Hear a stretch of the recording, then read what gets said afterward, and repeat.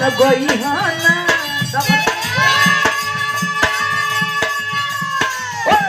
दिलावा लगोई हाना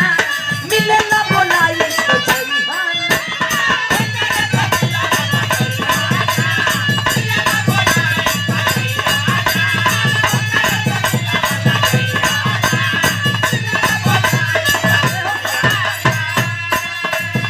जो हिट करे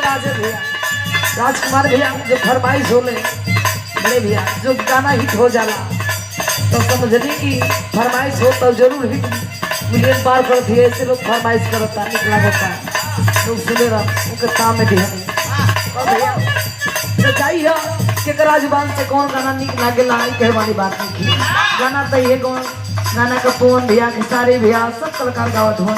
लेकिन अपन गावे का शैली अलग अलग है। जुबान से कौन शब्द निक लगेगा कहे दुल्हनिया गई हाना मिले ना बोलाई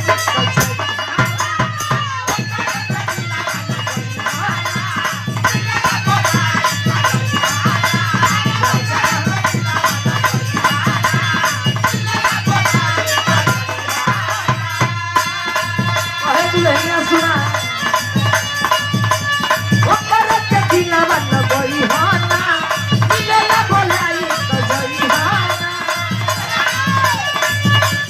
बदल किया के तो हमारी भी बतिया करतिया राजा हमारी भी बतिया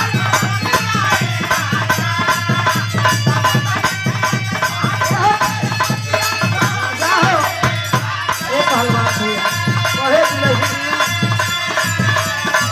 जितना बदल किया के तो हमारी भी बतिया करतिया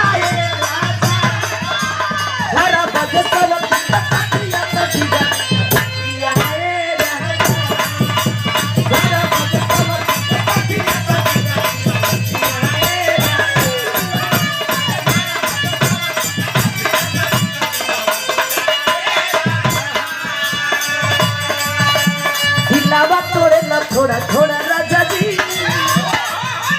भारत में कहता है